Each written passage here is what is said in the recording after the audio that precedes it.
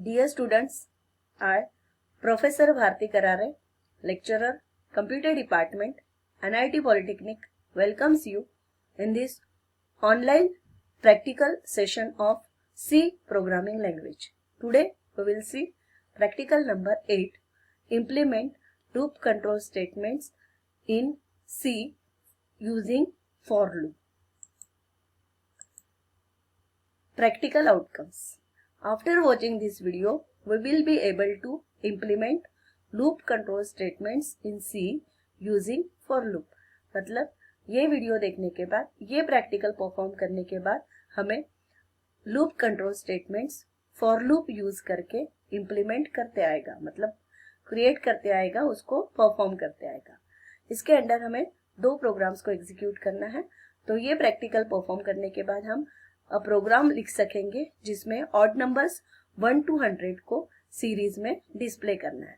Right a program to display a series of odd numbers from 1 to 100 और write a program to count the number of digits in a given number. और हमें जो number, अगर कोई number given number जो है उसमें कितने डिजिट्स है वो भी कैलकुलेट करते आएगा और उसके लिए हमें प्रोग्राम लिखते आएगा. ये प्रैक्टिकल के प्रैक्टिकल आउटकम्स है. Practical skills. ये प्रैक्टिकल से हमारे कौन से स्किल्स डेवलप हो रहे हैं? तो हमें एल्गोरिदम और फ्लो चार्ट बनाते आ रहा है. हम प्रोग्राम को लिख सकते हैं और उसको सेव कर सकते हैं. सी प्रोग्राम को हम टर्बो सी में उसे कंपाइल कर सकते हैं, उसे डीबग कर सकते हैं, एग्जीक्यूट कर सकते हैं और इथिकल प्रैक्टिस को फॉलो कर सकते हैं. Now course outcomes and program outcomes. यह प्रैक्टिकल परफॉर्म करने के बाद हमारा कोर्स आउटकम, ये प्रैक्टिकल के लिए हमारा कोर्स आउटकम 2 फुलफिल होता है. इसमें implement decision making in C programming है. तो इसमें जो स्विच के स्टेटमेंट आज के प्रोग्राम में हम इम्प्लीमेंट करने वाले हैं, इसमें डिसीजन मेकिंग ये यूज हो रहा है. नाउ प्रोग्राम आउटकम्स 1 और 4, ये दोनों प्रोग्राम आउटकम्स हमारे फुलफिल हो रहे हैं क्योंकि आज के प्रैक्टिकल से हमें बेसिक नॉलेज मिलेगा.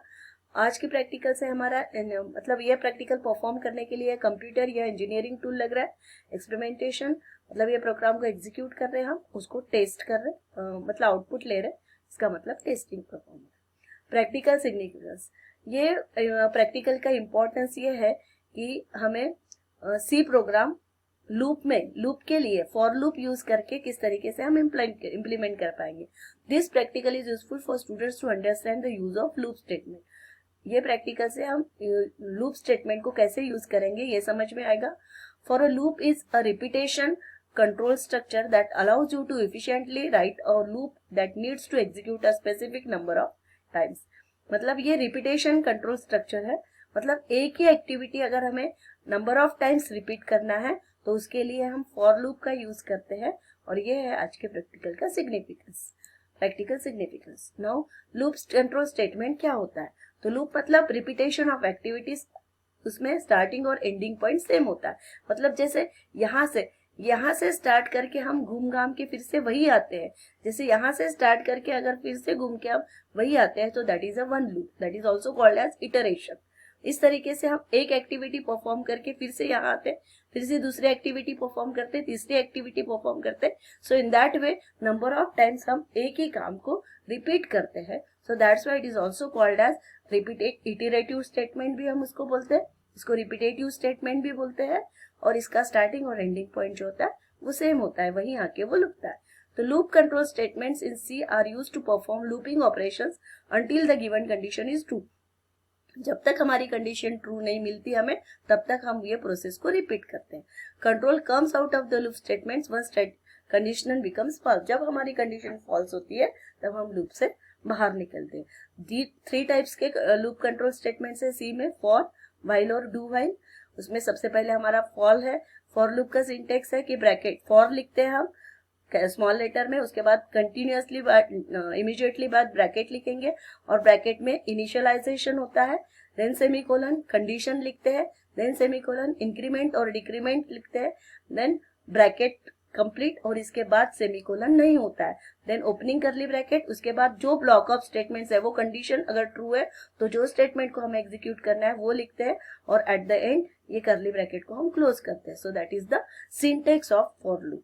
एग्जाम्पल क्या है, जैसे ये एक्सप्रेशन 1 कॉमा एक्सप्रेशन 2, यहाँ पे हमने लिखा इनिशियलाइजेशन, एडिशन और इंक्रीमेंट स्टेटमेंट। तो यहाँ पे ये जो वेरिएबल 1 है, यहाँ पे हम फॉर एग्जाम्पल दिया है is equal to 0, j is equal to 2, k is equal to 3, इस तरीके से हम ले सकते हैं।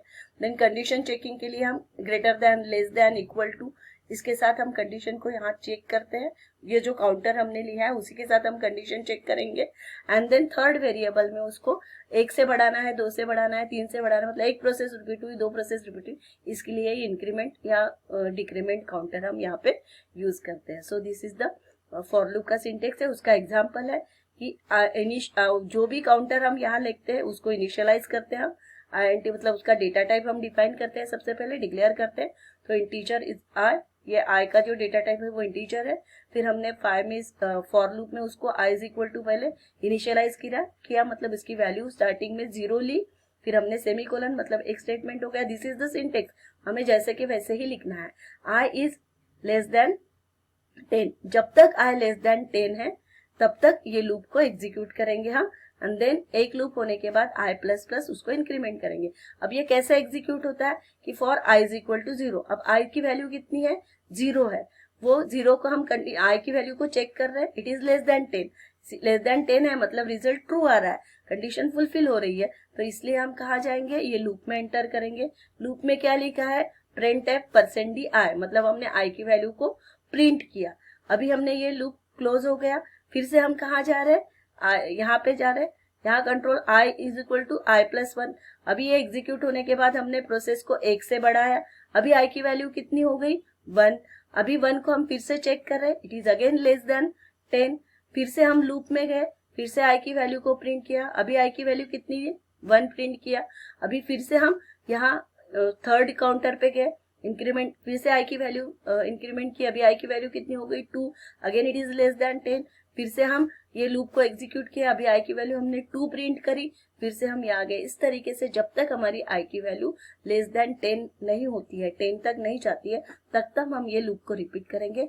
जब i की वैल्यू इक्वल टू 10 हो जाएंगी तो हमारा कंट्रोल जो है वो यहाँ ना जाते हुए ये इसके बाहर जाएगा। Okay, so this is the working of the for loop, this is the example. Now while loop में क्या होता है, in while loop is executed until condition becomes false. while loop में हम while के बाद कंडीशन लिखते हैं, उसके बाद अगेन सिंटेक्स वही है कि स्टेटमेंट्स लिखते हैं और एग्जीक्यूट करते हैं। तो इसमें क्या होता है, again we have to initialise, again we have to check the condition i is less than 10, यहाँ इनिशियलाइजेशन अलग होता है। देन while के बाद सिर्फ कंडीशन चेक की जाती है, और जो कंडीशन अगर ट्रू है तो ये स्टेटमेंट एग्जीक्यूट होता है, और वो बॉडी में ही हम उसको बाद में इंक्रीमेंट करते हैं। ओके, तो हमने कंडीशन चेक की, i is again less than 3 है, तो हमने स्टेटमेंट को प्रिंट किया। प्रिंट करने के बाद उसको 1 से उसको बढ़ाया, फिर लूप के बाहर गए, फिर से हमने i की वैल्यू को चेक किया। इस तरीके से हमने जब तक उसकी वैल्यू इक्वल टू 10 नहीं मिलती तब तक उसको चेक किया। So this is the syntax of while statement. यहाँ पे फॉर स्टेटमेंट में हम इनिशियलाइजेशन, कंडीशन और इंक्रीमेंट डिक्रीमेंट एक ही स्टेटमेंट में लिखते हैं, while में वो अलग अलग लिखते हैं। पहले हम यहाँ पे इनिशियलाइज करते हैं, देन उसके बाद while के बाद कंडीशन चेक करते हैं, फिर उसके बाद हम बॉडी ऑफ लूप एग्जीक्यूट करते हैं, एंड देन उसमें ही हम उसको इंक्रीमेंट करते हैं काउंटर को। सो ज्यादा 3 प्रोसेस है। यहाँ पे इनिशियलाइजेशन आएगा, फिर कंडीशन आती है, कंडीशन के बाद अगर रिजल्ट ट्रू है तो एग्जीक्यूट करेगा, एग्जीक्यूट करने के बाद फिर से कंडीशन पे जाएगा, इंक्रीमेंट डिक्रीमेंट करेगा, फिर से कंडीशन पे जाएगा, और इस तरीके से लूप को एग्जीक्यूट करेगा। डू वाइल में क्या होता है, डू वाइल लूप भी रिपीटेशन के लिए ही होता है, लेकिन डू वाइल लूप में पहले डू मतलब पहले कर लो, एंड देन उसके बाद कंडीशन चेक करो। मतलब पहली बार जो स्टेटमेंट एग्जीक्यूट होगा उस वक्त कंडीशन चेक नहीं होगी, लेकिन सेकेंड टाइम से कंडीशन चेक करके वो एग्जीक्यूट करेगा।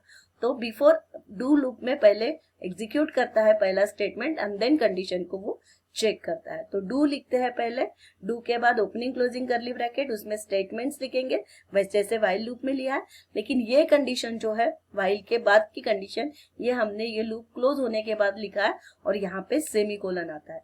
सो you have to remember this things, you have to, ये एक बार आपका थियरी में हो गया है, हम फिर से एक बार प्रोग्राम एग्जीक्यूट करने के लिए से मतलब रिपीट कर रहे हैं।